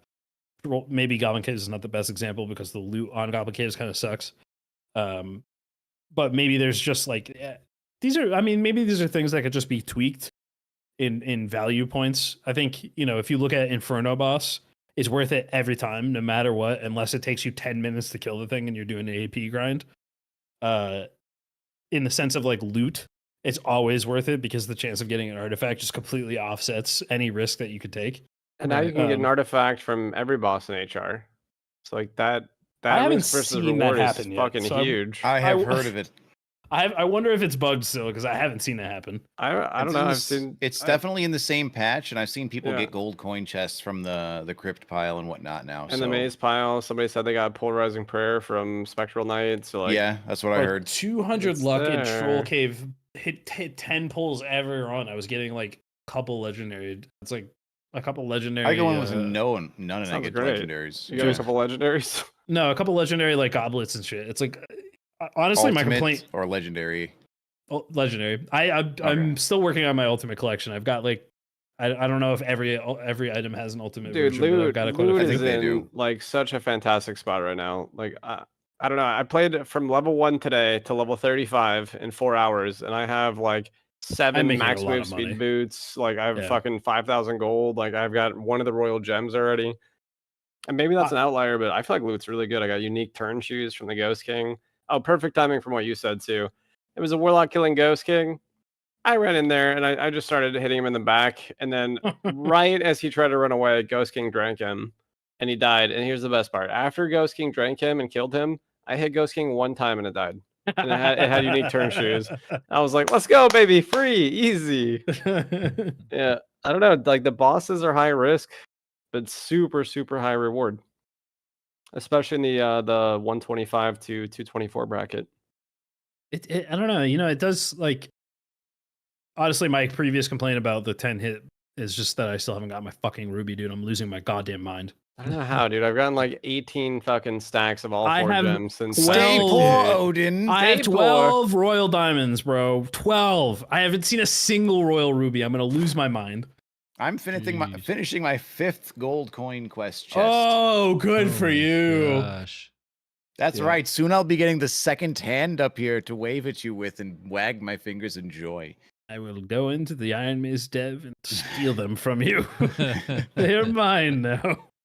I'll get 5 more before you can even steal them. But one thing that's driving me nuts, we need to get fixed, I think, really quick, and it's probably not going to be a hard fix, and maybe you could talk to somebody. I'm going to fucking complain about this a lot because I keep forgetting it's a thing. Before you You're all even gonna agree with me. before you bring it up, It's not Holy Strike. okay. Okay. That's next. This is whispering people in dungeons, man. Oh, yeah, give that's me a just fucking stupid. break. Gotta go. That's Yeah. like I've been having Um, people whisper me, and I'm like, "Go fuck yourself." Like, what kind of person are you? I'm just like, "Thank you for meaning well, but you're also a dick, and don't tell me there's a rogue waiting for me." I get it. I'm like, it sucks, but let me die. Just let me die. Don't tell me Yeah. that you're in the Yeah, dungeon metagaming with somewhere. chat or- sucks. It's stupid. Like you Also, just it's gotta take away the be easier whispers. to report. We need like Yeah. 7 different options when you report somebody, and you can choose more than one at a time. Whispers should Yeah. only be able to see friends whispers while you're in game. Yeah, And whispers from non-friends shouldn't show up until you're in it the just pops up in the tavern. Yeah, I agree. Agreed. Yep. That's the easiest That way to was- fix that problem. Now that we've 100%. talked about that, by the way, Mhm. Holy Strike has had major issues, and I do have several very I bug- want to have the most blatant this So I- should cast but didn't. I Fucking can't clip. tell you exactly what the solution is going to be for that, but what I talked to the bug team about, without revealing too much behind the curtain, Mhm. when I looked at a clip, I sent a clip in that Ken had issues casting 3 Holy Strikes. And I like when I watched the clip to myself, I'm like, all of those should have cast. And I watched it a couple times. I'm like, yeah, this is fucked up. But then one of the devs pointed out to me, like right where he was casting, looking at where his cursor is, it was just off the floor a little bit. And it's Yes. because where he released the spell right before It the was animation above or finished. below. So what I suggested to them was to just make the release time more generous on the snapshot of where it's targeting. I don't know if that's exactly what they're going to do. They seem to like the idea, but I can't say anything concrete. So They know that it's a problem and they know that ping can affect it, so I think they're considering ways to fix it. Might not be in this next patch, but they are working. If The you issue I had if was you that it release used the to work. spell and it's out of max range and just doesn't go off or whatever, it just- should always goes yeah. off at max range. It should just always go off. Like, refund how the is that so fucking spell. confusing? Yeah, like something else It's- needs to happen there. Yeah, it's not even always that. It's like, for example, on elevation, if you're aiming up a set of stairs and you're aiming at this point on the stairs, and then you release the spell, but your cursor comes up off the top of the stairs, so you're not aiming at the stairs anymore. Right. Basically, what you're saying is the max range is like now the wall that you're aiming at past the stairs. It's better than Then nothing. doesn't Fuck, cast dude. it, Give me something. or just cast it on the wall. What I'm saying is that it should probably try to snapshot wherever you were close, wherever the closest like ground that you were targeting before is. But I can't imagine that's a very easy thing to fix. It used to work. That's all I can say for certainty is that these issues were added to the game in an adjustment. I've been trying to get as much information as to like what breakpointing, like where it exactly all went wrong. Because there were so many instances and clips of where I could show you I'm rocking holy strikes. I'm hitting people as they're jumping gaps from floors below, like, you know, because it comes down from top to bottom. So if you're shooting somebody above you, you can literally just shoot almost directly through the floor. And then it was at one point tweaked where it stopped casting from those angles. It stopped casting from anything in general, and then just fizzles when I'm on a pebble because of like what you said, like the original cast location was perfectly at their feet, but maybe the release was a little bit high. And instead of just casting where it was originally intended, it fizzles out to nothingness. I think that the problem is that it's a very fine tune, like really dialing that knob in to get it in the right place. Because I imagine a world where it's too generous and you get like really awkward, like sticky targeting with where you're casting the spell. And it's like you end up getting the reverse problem where it's casting like a lot further or a lot closer than you intended to, like a half second behind, especially I've with had a some of spell those like today with Earthquake. Like I'd cast the Earthquake. It was, I mean, it was on the arena, but it cast like right in front of me. And I'm like, all right, well, this isn't what I'm helpful with. And my entire team was very happy with me. But Earthquake itself is just another example. It's all, it was just like comparatively, Holy Strike has a delay, right? It has a delay. And there I can see where not only does the cast have to initiate, but it also has like the half second on top of the finishing of the animation. But I'm not moving. Earthquake is like, channeled. Like there's no reason that should fizzle. I think one thing I would like to see them change, and I didn't think about this till right now, is to detach action speed from casting animations. And I think that would help casters at lower levels, like lower gear levels, a lot. And it would make them just feel better to play and give it like a baseline. Because right now, especially, you can really feel it on Curse Lock. I think you should explain what you're talking about, just because I know a lot of people aren't familiar and how action speed impacts casting. Right. So just to clarify, when you're casting a spell, so you're holding your spell book and you hold right click, you see the bar start filling up. That bar filling up is your cast speed. So the more cast speed you have, the faster that bar fills up. Then you're holding the spell. When you release right click, your character will extend their hand to do an animation to release the spell. That extension of their hand to where they release the spell is affected by your action speed. So if you, for example, you can test this if you go into ice caves. If you cast a spell and then let yourself get hit by an icicle and try to release a spell, you'll see your character do this. And the spell cast takes like 3 seconds, and it's terrible. Same with cobwebs and runes and things. Same thing with cobwebs. Cobwebs are a much smaller effect. Josh, you're looking, you want to say something? I think he's just sprinkling fingers. No. I'm sorry. I'm just playing with my cat. Yeah, okay. I'm listening. Action speed affects your cast release, and you can really feel it on Spellbook. It's actually, I feel like it's Crystal actually Sword. I actually feel like it's less impactful on the other ones. Crystal Ball and Spellbook, I feel like it's the most impactful. I was actually joking earlier today about I swapped from casting a zap with my Spellbook to casting it with a Crystal Sword. I was like, why do we even let people cast with Crystal Sword? This is the worst shit. It's like 4 times as long to cast, and it has 0 bonus damage. There's no point to casting with Crystal Sword. To clarify, every single weapon has its own individual length of that animation as well. So like the hand with the book is generally the fastest, and of course the Crystal Sword has this lengthy, like, oh, I'm gonna get you, a big flourish. And oh, it missed. Crazy. Yeah, but yes, so every single weapon is like that. I think if we just normalized the casting speed per implement and just made it a baseline with the action speed, that would actually make things feel a lot better. Because I like making it more uniform. In a way, it does feel kind of nice when I pick up a piece where I'm like, oh, I got action speed instead of magic power or instead of health. Well, it's not useless. It's still useful. But I wish I had one of these other stats. And it also makes lower level casters feel even more stat starved, and it makes it feel worse. I think if we just normalize the casting speed animation, it would probably. It's one of those mechanics that I think unfairly punishes people who don't understand it, and also just doesn't really feel that good to interact with. And I've never built like a full action speed and been like, dude, I'm just ripping spells. I'm like, oh, my hit scan spell is actually hit scan now. That's kind of how I feel about it. Yeah. Fair point. That was my action speed casting. We think we have 5 or 6 weeks left in the wipe.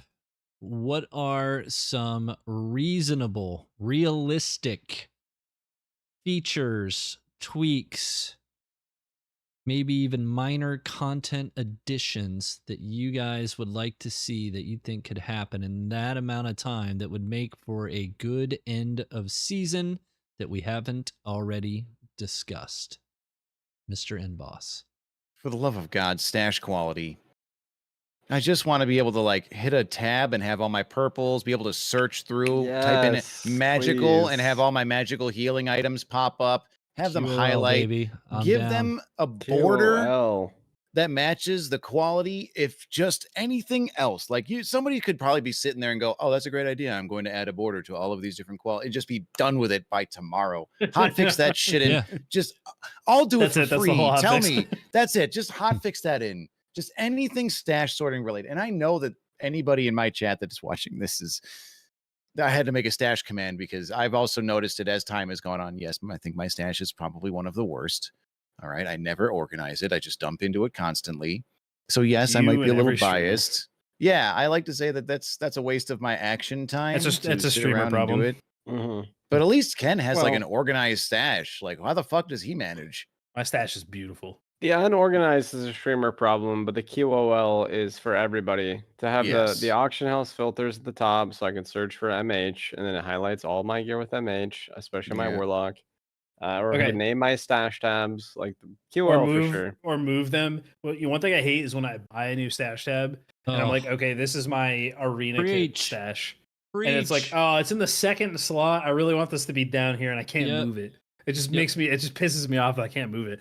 know. I work for Iron Mace. I would give SDF dollars out of my own pocket if he gave me a fucking jewelry tab. If I could just buy an extra tab for $5 that was only jewelry and I could just have that forever, I would pay that shit right now. I would buy that There's, instantly. There's the sorting table that Tarkov has that is basically a bonusly generated stash tab that allows you to move items between your stash. It's basically like your character inventory is kind of like your sorting table, right? Like you can take items out of stash tab 1, put them in the sorting table of your character right now would be the example, and then move them to another stash tab. So it makes it so you can organize things a little bit quicker. It's a nice little, again, more quality of life. That's so easy, I think, that it would be a massive W. And it's one of those things that once it's in the game, similar to random matchmaking, we're going to go, holy shit, we lived without this. We lived for so long in these trying times. Look at it now. I can highlight all of my epics. I can get all my magical healing gear. Oh, I want 2 affixes, just like how the trading post currently functions. Maybe I just search for it, so bad saying. I click the drop down. I select these different things. Perfect. Yep. Please. I'm gonna open Dark and Darker right now, and I'm gonna share with you guys what my shared stash tab looks like. And this is after I cleaned it up today. And this is exactly why, dude. For the longest time, the shared stash tab was like all my crafting mats have to go here because I'm gonna craft stuff. And then eventually, it just became like one of my characters was a mule for all my quest Mule, items. yeah. And then even after that, I was Yeah. just like, I can't do this anymore. I My need wizard is space the for mule. things. The wizard Yeah. is the mule because he casts magic. I That's what I just did. ran He's out got of space everything. for shit. So, for me, QOL stuff wise, like I can't obviously, I know about the stuff that's coming that I have to keep my mouth shut about. So I, I can't even allude to certain. Oh, no, things. you don't have to. I permit you to talk about it. But for QOL stuff, I genuinely like. I'm almost gonna ask SDF if it'll let me do like a blind study survey for the community and see what people's receptiveness to paying for additional stash tabs would look like. Because I think a lot of people would probably be really pissed off about that, even though nobody cares about it in PoE. But my point is, I've been against doing it forever, and I was the first person to say when we even talked about it internally. Not that the dev team was thinking about it, but like when Jordan and Soma and I talked about it. I was like, dude, we can't do paid stash tabs. Like, it's too pay to win, and like people aren't gonna like that. I'm now like, dude, give me a jewelry tab, give me a quest items tab. I'll pay $30 for it. I don't fucking care. Give it to me. Get a bank tab, or just make like a bank character slot. I don't know. You Well, can just give 'em containers more solves character slots. containers solve a lot of this problem, just like in Yep. Tarkov, man. Just get us 100%. chests. That's true. Armor Containers would be chests. pretty sick. Jewelry box. Although, you More- know, all of this to say that we should just prioritize getting housing in the game, That too. because then housing Yeah. can just solve all these problems. Yep. Yep. And then each wipe you buy your jewelry box, or you can do the quest for the jewelry box, and you can like open it up and it's got all your little slots in there, and then you can have a mannequin that you can buy your quest for, and you can equip all the gear off the mannequin onto your character. It's like you die, you take your squire gear off, you go to the mannequin, boom, I have a whole set. I'd Jewelry, even potions, everything. I'd even like them to just put that in the Squire, like just in the menu. Just you could like have a stash tab in the Squire where you could like maybe That's you could actually pay. genius, dude. Pay Squire for it. Pay- kit, Yeah, the that's knight's fucking kit, genius. and then you Yeah. can actually just Yeah, like pay this. You could like pay like 1,000 gold, or maybe it's like 500 gold for your first kit, and then like 1,500, and then it's like 5,000 for your third kit. That's And you could genius, just put 3 kits on the Squire, and then whenever you want to throw that kit on, you just give me that kit. I'm Yeah. for it. I want it. Give Yep. it to me now. Great. Because then you don't have to have money. this. Because then you don't have that. The thing about you could do that in your own stash right now, but then you have to do this like weirdly shaped like Mhm. you got to put your sword in, and then your It doesn't jewelry, fit. and then your shields over Yeah. here, and now it's like throwing off your whole vibe of your fucking. Equip 6 your of the gear. items, vendor the Yeah. items that you replaced, Yeah, and then right. put the other 3. It Exactly. breaks. The best yeah. is my bard, and I got 4 instruments over Yeah. fucking yonder, and I'm like, God damn. All the Yeah. bolts. Yeah, If you run 2 weapons, if you're running like fucking survival bow as a backup, and then you got all the arrows and your yeah, I know. I played a bunch of Bard recently, What a and goddamn it, bitch. dude. When I die on Bard, like if I die on any other class, even if I know I'm gonna get the kit back, I'm just like, all right, that's fine. But when I die on Bard and I know I'm gonna get the kit back, Forget your instruments. It's the tax of playing Bard where I'm just like, Yeah. this fucking class is so much work to play. I know it's good, but when I die on Bard, I'm just like, I'm gonna go play something else. I had Yep. 4 unique instruments and a Wonderlight lantern, and then when I got my stuff back from Goblin, I was like, I You don't just even get the lost, like, lantern either. 10,000, bro. I didn't Yeah. get my lantern. I didn't get my The lantern instruments. I was definitely like, should be "Alright." something that comes back, but Yeah. So I posted my shared stash in the group chat. This is after I cleaned it up. This is why I need a jewelry. Like I need a jewelry stash. Oh, that's I pretty, want to. pretty neat. I want a Nice. stash for like ingots and ores and monster products and stuff. Like, dude, Bro, you're so the other poor. thing, do you not I have a think chest or like crimson been- bags? Like, I have where's your like stuff. I have like 60K across my characters, but none of it's in my shared stash. this was brought up on. I keep all my bags and on the Damn, you're characters. poor. This is just I my wanted to transfer. say, this was brought up on. This is something different entirely. Just to clarify, this was something brought up when I was talking like with Jay and Soma and Katie when we were on Darkest Hour. It was something I again would be not too big of a thing, but would add insane levels of depth. Is like spacebar is jump. Imagine if you're moving forward and you double tap space, you do like a dash, like a small like foot long dash forward. Melee combat just got actually 10 times more in depth.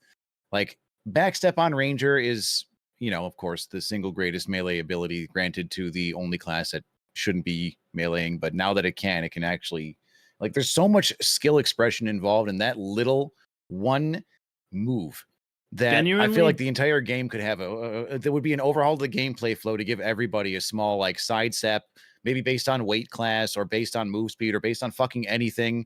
It just has a cooldown, so you can't just jump and spam it. But just a little dash like that immediately enhances and immerses and just revamps melee combat and makes it more engaging with a higher skill expression and all these wonderful things. And I want to see more melee movement mechanics, and that's not a mouthful. Nuclear hot take to not have to do a lot of developing or balance. Every single fucking class can get backstep. There you go. See Done. how many people trade out an active skill or spells for backstep. Because Make it a these little third button. fuckers are already bunny hopping as though they're backstepping, and when that's gone, they're gonna look for something else, and you can give them backstep. The reason Make backstep a is new good button. is because they have a bow and they have a spear. That is why backstep is No, good. it's good for everybody. no, because you dude, can it's literally insane. dodge a swing while swinging yourself. It's the only fucking combat ability in this game that allows Yeah. movement simultaneously I with mean, combat.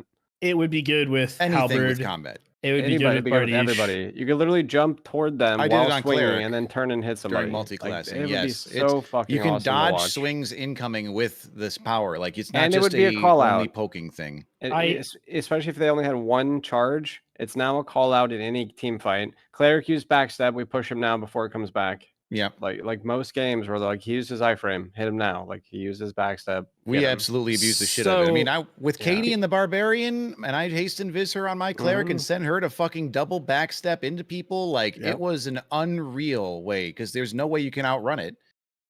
Like you So- close the gap with it. Here's the thing.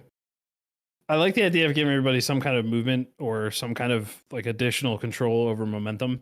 The only thing I don't like is the idea of just every class having backstep. It's just going to look so goddamn silly, and I feel like it's the wrong way to. That's what I'm saying. It's a shimmy. Just like make it like a small, like I'm doing now. Is this really so fucking hard? You know, that's it. That's the entirety of the mechanic I want. Just something that is a 10-second cooldown.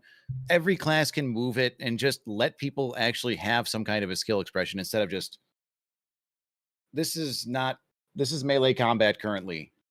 That's it. That's the extent of the expression. Well, in there. actually, so actually, melee combat is. That's yeah. I mean, it depends. We fought a rogue earlier today who was actively dodging Glocktain's curses. Hit him with 5 throwing knives back to back while he's doing this. Like I didn't even know it was beautiful. I'm playing this clip was immaculate. I'm playing a full cloth torture mastery focused warlock with a legendary Bardiche, and someone pulls up on me, and I'm just like, bitch, one tap in the fucking head. It's so stupid.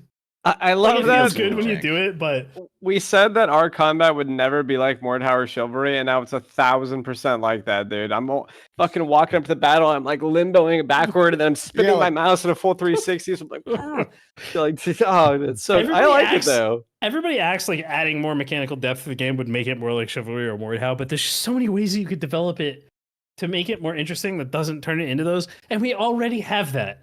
Except it's very janky, and it feels really shitty when it happens to you. But it's great when you hit them. It feels so good when good. they're doing fucking weird shit like conga line dancing towards you, and you hit like 2 or 3 arrows, and then they just W key away. They're like, "Holy shit, it's him!" Yeah, I fucking hate that. He's like, "Ouch, ouch!" Oh, shit, he's just better. I don't know. Why isn't this working? We were talking earlier, Ken. I was in chat with Ken and a few other people. And like I remember SCF saying really early he doesn't want a stamina bar in this game. And I'm now at a point where I'm like, maybe it would be okay to add a stamina bar. But at the same time, I've always hated the idea of like someone pulls up on you and you're in the middle of fighting mobs and you're like using stamina to fight your mobs. And then you're just low stamina and they automatically win the engagement because they can pressure you for free and you have to manage your own stamina. I feel like if we were to introduce a mechanic like that, it would have to be really, really, really carefully done. But I do like the idea of like some kind of dodge and like a sprint for every class. I think those two things could really make it a little bit more interesting. Especially if the sprint wasn't just you press a button and you're faster for a couple seconds and then it's a cooldown. If it was like an actual sprint, like in most of the games we actually toggle it, but it's a limited thing that you can do, you get winded and you can't sprint for a bit. That could be really interesting because then you have to think about how you're using that and you can't just, spellbook out, brainlessly run away because they'll just catch up to you. Like I said, I just wanted a little movement mechanic, just a little something to skill express. You see what you've done, end boss, you bitch. This is, and I'll do it again. All right, my turn. Content before end of wipe. Yep. I hope they give us a little health back and then they don't do fucking anything until the event. I hope we get no more patches for like 3 or 4 weeks, and then we get the best goddamn end of wipe event we've ever had. And any event is going to be better than the last 2 goddamn events. So, yeah, please. my God, every event is such a free win. And I said it with Tarkov. Like, you have this golden book of shit you can just open and pick from, and everyone will be joyous and happy. And you always reach and read from the book of shit. Don't read from the book of shit. Use this massive book of good. Use it. End rant. Yep. Amen. I want a week-long event called Chaos Monster Modifier event. And every day, I love it. the monsters all teleport. They're all enraged a different day. They all have fucking Only 5x mini loot a different bosses. day. Every single monster is turned into a fucking mini Oh, boss, and they're sick, all dude. randomized. Just skeleton champions in and there, raised you got everywhere. a room full of And champs and skeleton fucking mages. centaur Bro, and imagine- god mages and just fucking every Imagine monster. spawning- That sounds Imagine horrible. spawning- I'm in. Imagine spawning in the wolf module, but they're all ruins golems. Yeah, that's what I'm saying. Great event. No, they're all worms. That is dude. a They're all fucking- worms. They're all worms. And the worms just flying across ruins. 'Cause you know how Bro, when you're they trying to pull get them up out out of and the they corner like of the wall. Yes, they are a menace. Oh that's my God. there's just so many wonderful events to pick Yep. from, and just you can win on that with so Wait, many easy no effort wait, ones. Quad Ellie is just every mob is a goblin mage. Yeah, yeah. A nightmare goblin. want that it. room, that Nightmare, room is yeah. now off Ooh. limits. Dude, That would be sick though. You just have to skirt the outside. Frost demons. you're All not getting frost through that room. demons. I would pay somebody money to see them get through the fucking Quad Ellie with all nightmare goblin mages. You couldn't make it from one corner door to the other without dying in that room. And That'd those be are just so fucked up. there's so many great ideas that are all just like I don't want to call them free wins because there are going to be people that complain, but they're just really well put together.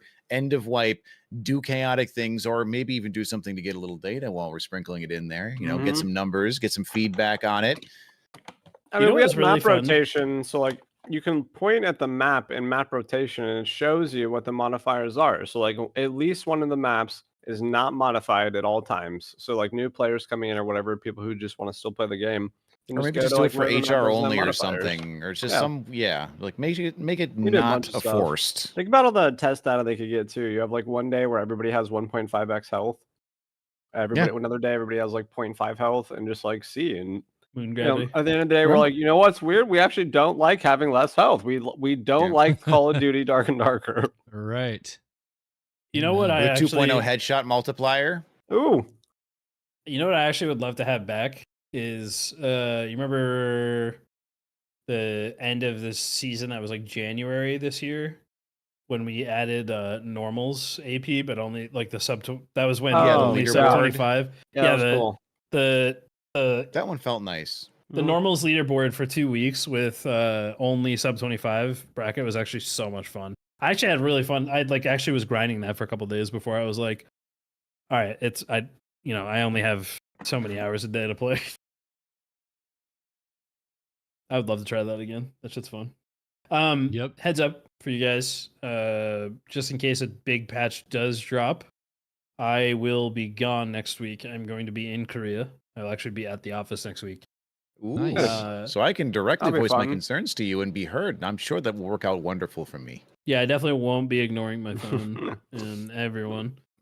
So I won't be hearing if there's a big patch and you guys do the podcast. Carry on without me. Is Soma going with you?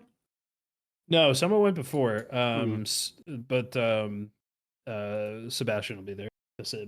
What if you tried? Maybe if you had your phone with you, you could even jump in for a little bit. Wouldn't that be pretty cool?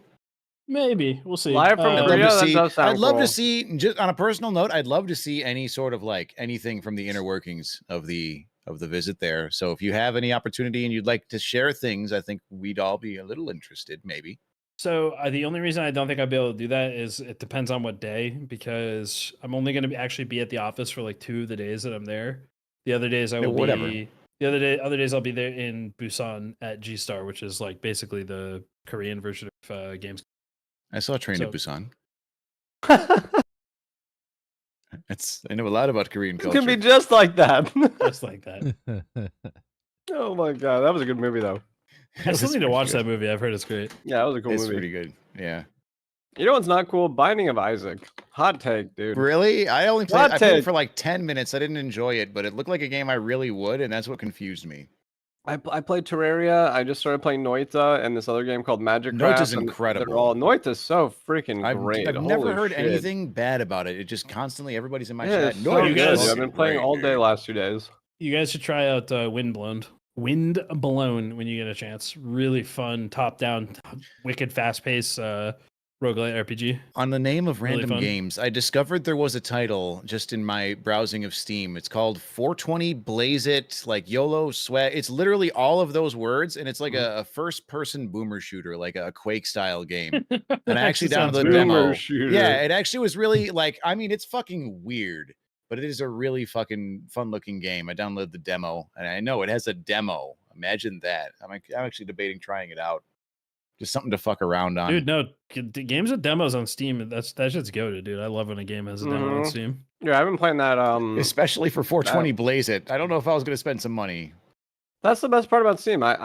So my thing about Binding of Isaac is I bought it yesterday and I played beat it it in the first. refund? I beat it the first round. I literally beat it the first time ever playing it, 100% blind.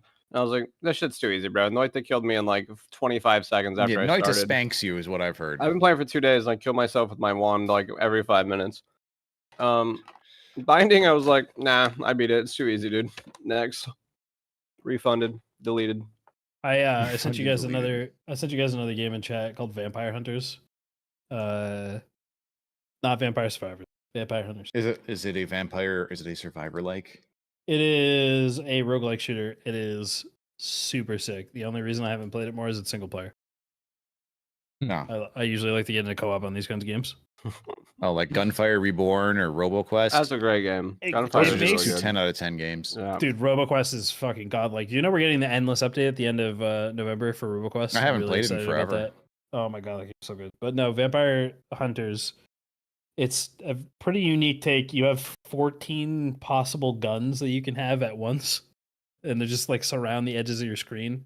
You get like power-ups and dash abilities and shit. It's definitely just a cracked out like FPS with roguelike RPG elements. Nice. It's very fun. It has a demo, you can try it. I have no games to plug, but I will plug Oh, a are book. you muted? Oh, he's muted. Yep, I was muted. So I have no games to plug, but I will plug a book series that I started reading yesterday, and I Oh, got God. through. Here I we got go. through book Yeah, look at one. this guy. He can read. Yeah, here comes Dungeon- Gary. Dungeon Crawler Carl. Oh, that's the one somehow, you suggested in there. Yeah, you were on this one. It's so good, man. I don't know how I did not know about this series until yesterday, but I found out about it, picked up the book for free, just doing like Kindle Unlimited. Has, I think, all 7 books in the series. So apparently there is a whole genre of books called lit RPGs. So, I mean, I cannot imagine a single Dark and Darker player not absolutely loving this series. It's like reading a video game. It's absolutely insane. It's exactly like it sounds. It's hilarious as hell, but it's like all D&D video game. It's Ready Player One meets not Blade Runner. What was the one with Arnold Schwarzenegger? Why can't I think of the name? Total Recall. No, That's a good movie. there was a No? different one. Ready Player One?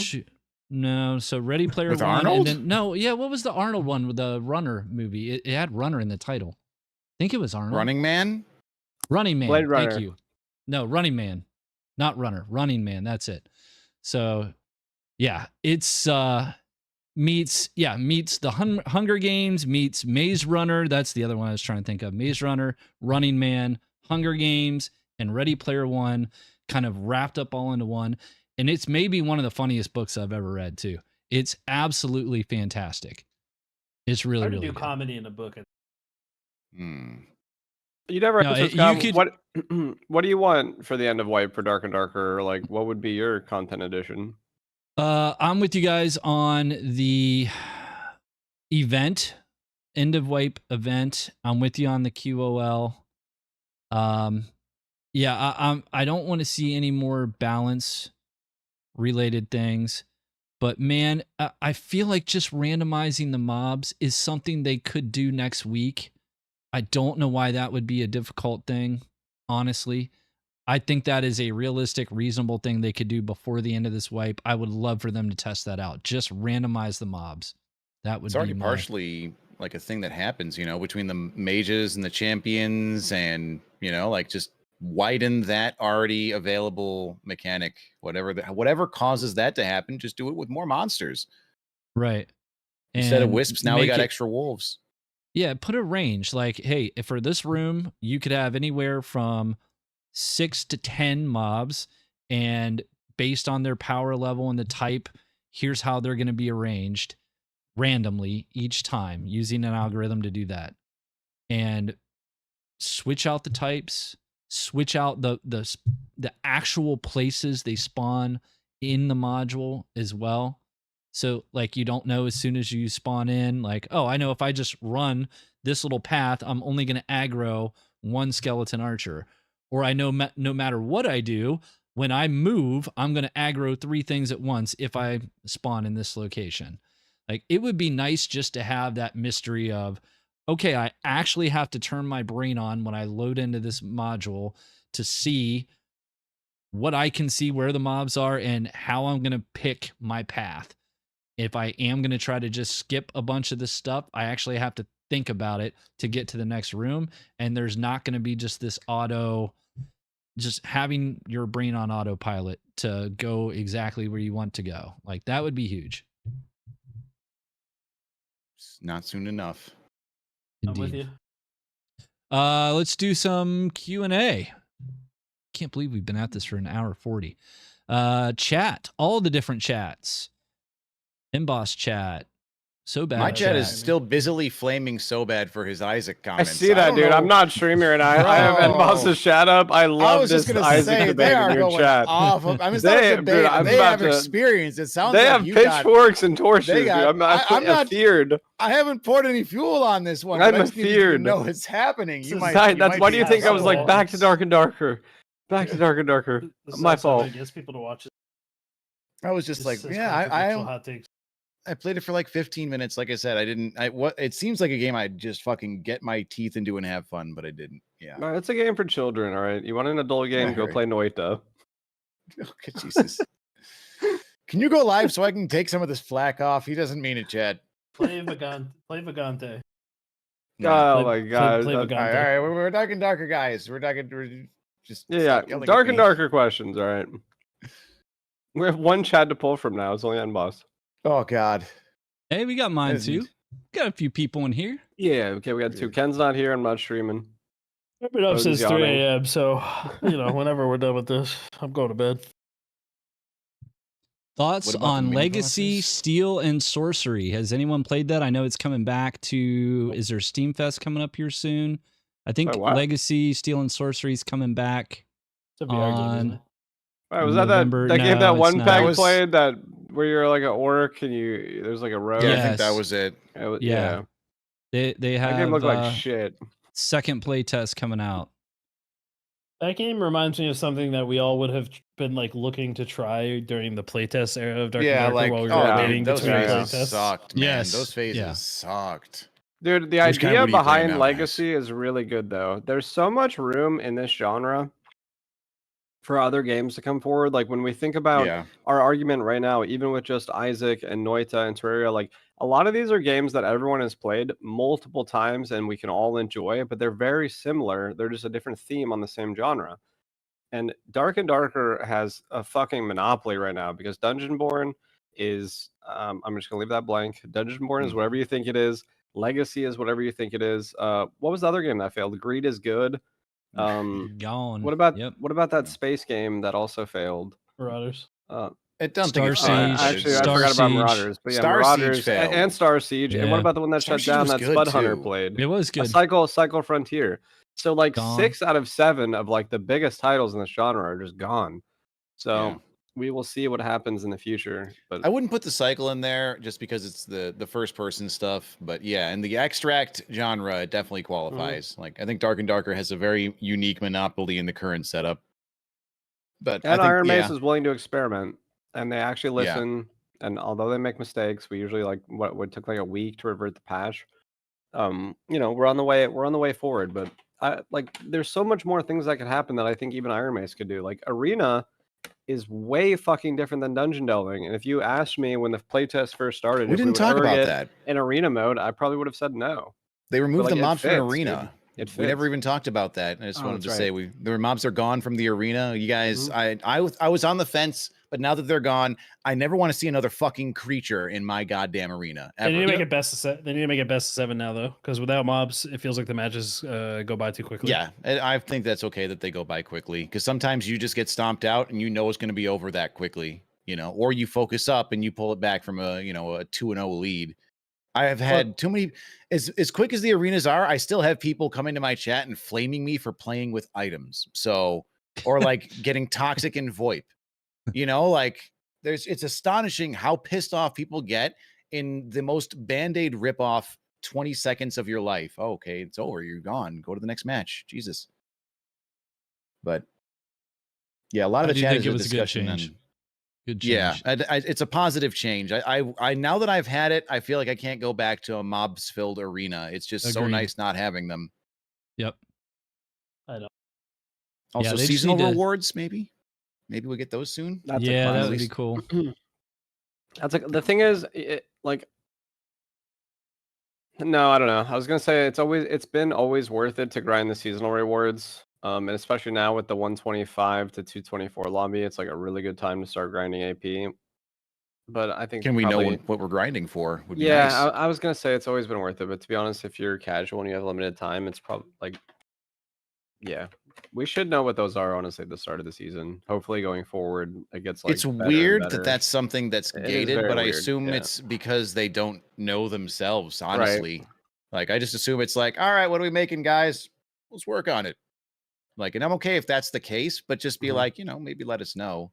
Like, it's gonna be a blank. Oh, cool. Like, we haven't gotten the picture of the new skin coming, but you're going to be a fucking dark elf. Did I spoil it? I probably spoiled it. No, but I think that's what you could just tell people. You don't have to give them a picture and tell them exactly what it is. It's going to be a really cool thing. Great. Just please, anything at this point. It's 5-6 weeks left. Yep. Yeah. So, what do you guys think about people that can just camp ruins, camp their spawn in ruins and crypts, go down to Inferno, pick up 200 AP, kill a few things, and leave? Do we think that's a good thing for the game? Or should we leverage the mechanic like the bats? I thought the bats were a brilliant way to solve the rogues sitting on top of perches and crows. places. Yeah, the crows. Yeah. Oh. Should we have something like that for people that are inactive for too long? Fuck no. Nah, honestly, What the hell? I hate it, but like I don't want to see anything. No, let them major like hide, that. dude.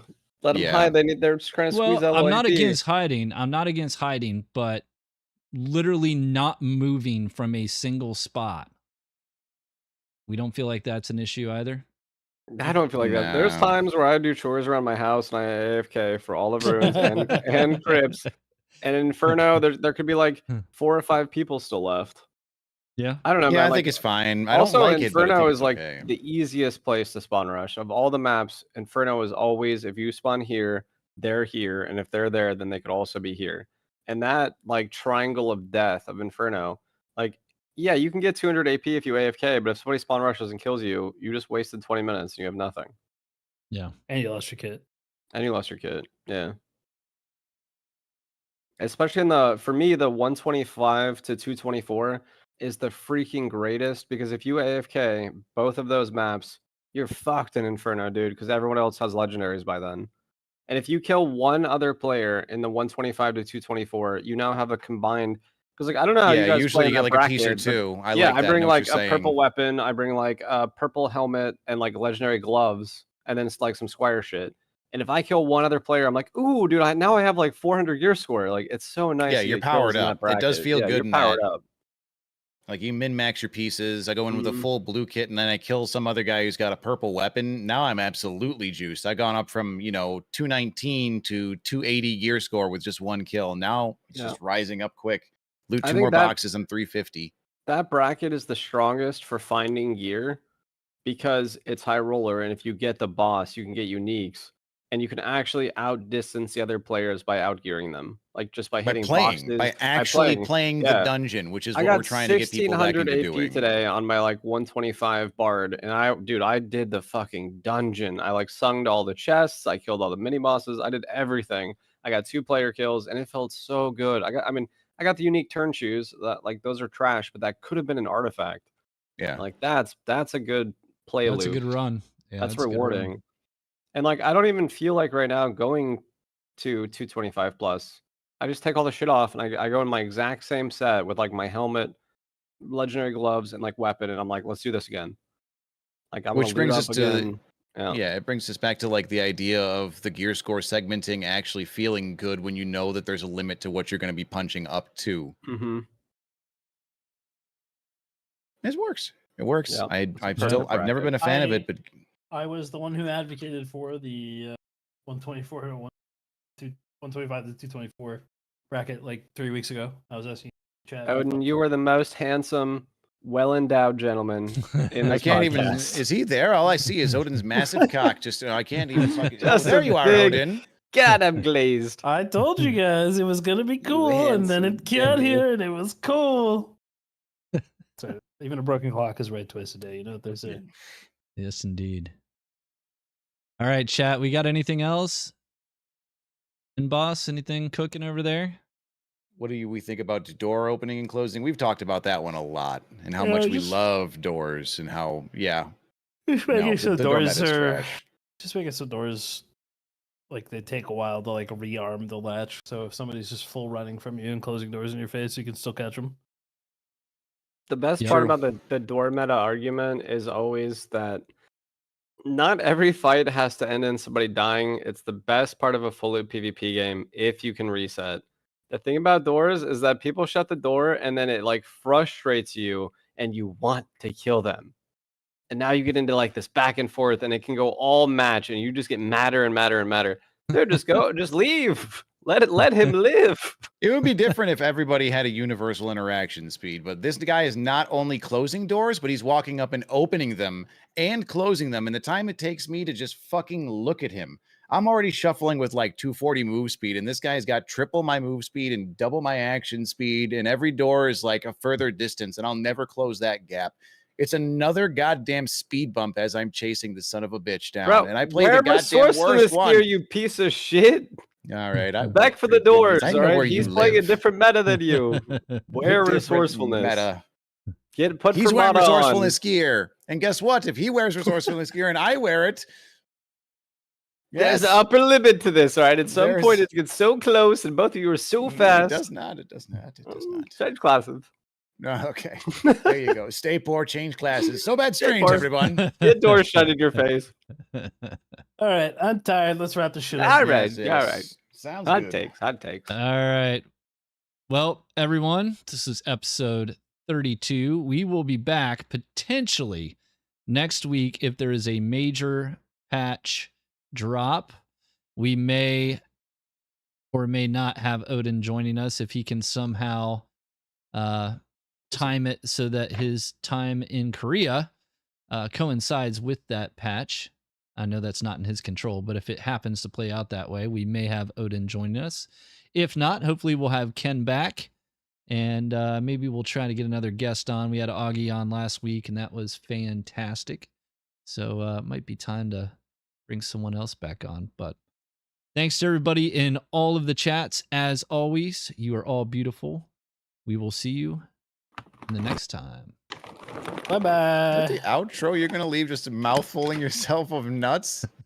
He's literally a rat. Oh, God. What the fuck did I